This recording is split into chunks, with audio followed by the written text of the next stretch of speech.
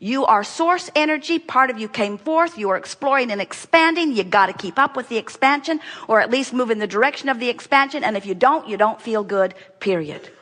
Esther said at some point along the scenario, maybe we should never ask for nice things. Maybe we should just never have nice things. Then when they drop it, we'd say, no problem. It's made out of plywood. It doesn't matter. I can make another one tomorrow. And Jerry said, I don't think that's what Abraham's going for here. I don't think that the secret to a happy life is holding back on your desires. You can't. Life is going to insist that you expand. The whole universe, everything that you are about, the core of the energy that is you, the very reason that you came into this body, into this glorious contrasting experience, it all exists for the joyous, inevitable, eternal expansion. You cannot hold it back. But when you hold yourself back with contradictory thoughts to the expansion, you feel the discord. And then sometimes you say, I think I shouldn't want so much because I want things I can't figure out how to have. And that's really what we want to talk about here today, because we want you to let go of the manifestation part of it just for a little while and take emotional journeys. In other words, most people who want more money, or who want a better relationship, or who want a better job, or who want a better car, or who want a better life, most people who want that want it with a flawed premise basis. They want it because they think, what I've got doesn't please me when I observe it, so if I could create something better, then I could observe that and I would be pleased. So give it to me, and then I'll have a pleasing response to what has been given. And we say, it doesn't work that way. You have to find the vibrational attitude in order to stop the resistance, in order to allow the manifestational receiving of what's already in your vortex. You have to find the vibration first. In other words, you have to have an emotional journey. So here's the way it plays out. So you stand in here now, and let's say you want a lover who isn't there, or let's say you want a lover who isn't in your life yet. So as you notice the absence of your lover, you are facing a reality and training yourself into a vibration that defies the lover you've already put over here into your vortex. So you can't feel or have the manifestation until you get into the vortex, until you stop the resistance that raises the vibration that allows the manifestation of it.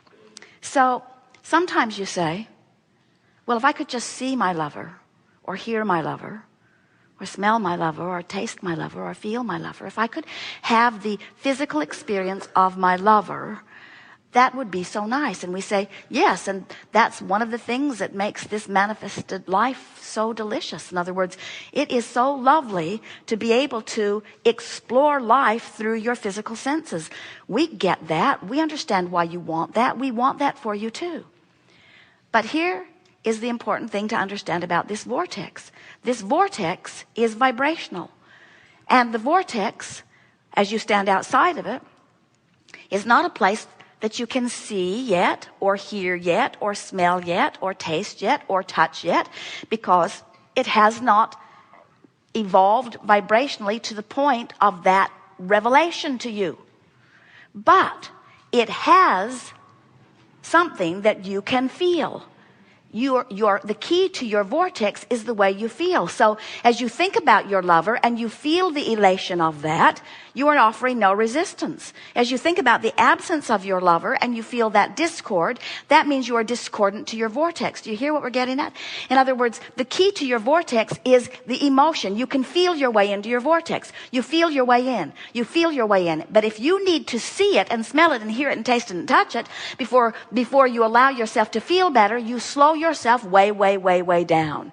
And that's where the word expectation comes in. If you can train yourself to positive expectation, to feeling good without needing the manifestation first, now you are the creator that you were born to be, using the power of your mind and the glorious benefit of your emotional guidance system to figure out that relationship between the two vibrational aspects of you. Because who you are in this vortex is a huge vibrational rhythm.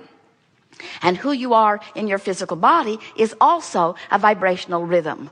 And when doubt meets desire, it doesn't meet very well, and you feel disappointment.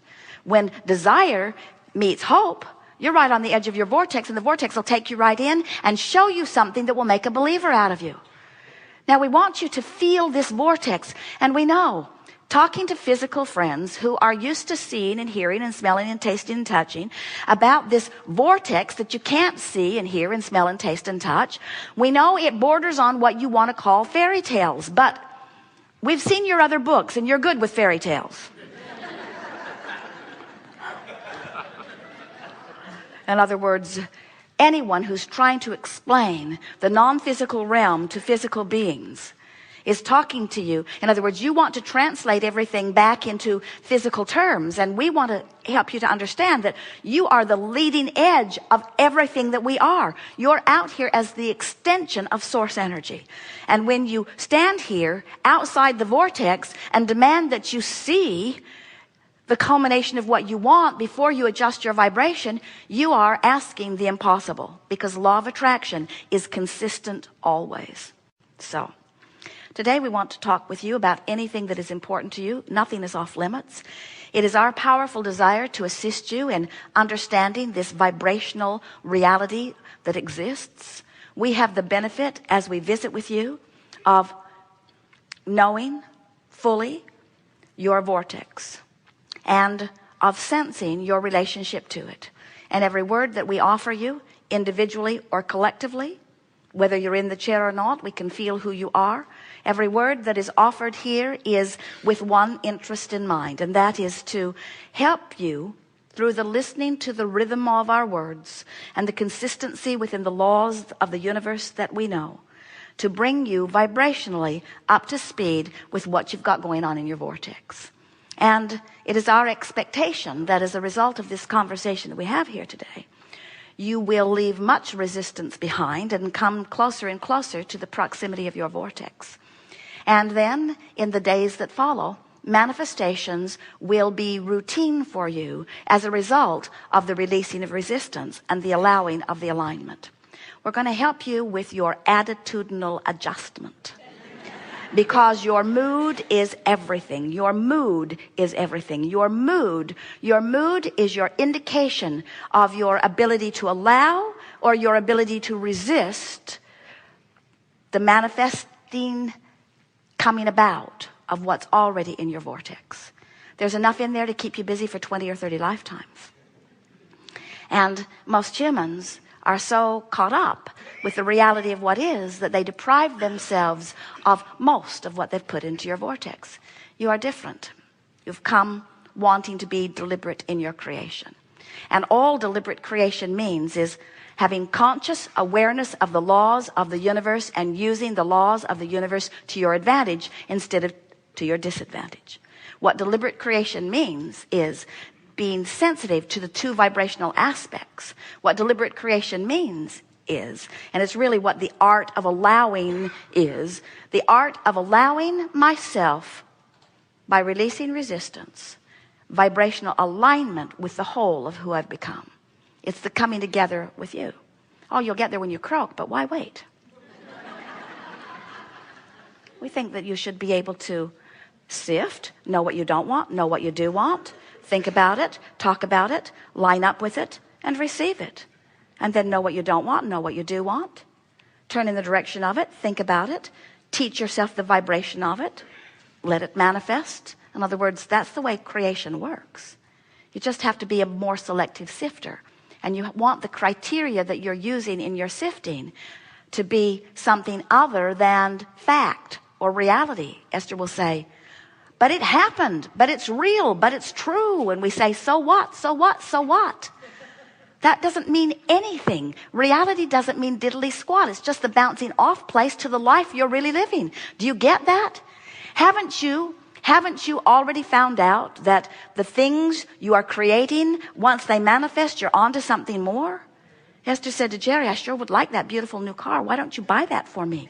It would make me happy for the afternoon. And that's about right, isn't it? Because while you still can enjoy and appreciate, where you really, what gets your juices flowing is the expansion and the alignment, and the expansion and the alignment, and the expansion and the alignment. That's the joy of life. And what trips you up and makes you miserable is the expansion and the not going, and the expansion and the not going, and the expansion and the not going. And the thing is, you can't stop the expansion. You're expanding, you're expanding. Deliberate creating means you know you're expanding and you're making an effort to go with it. And when you do, life is full and fast and fun and delicious and invigorating. You feel the passion of your being flowing through you because you feel the fullness of who you are focused in you. To see the world through the eyes of Source, to live in this physical body in sync with the energy of who you are, and feel Source flowing through you, having the conversation in the elevator, having the conversation in the restaurant, having the conversation with your children or grandchildren, having a conversation with your lover. When you are in tune with the Source that is you, and you are letting the whole of you be present in this moment, that is deliberate creation, and that is the art of allowing, and that is who you were born to be, and that's what we want to talk about here today.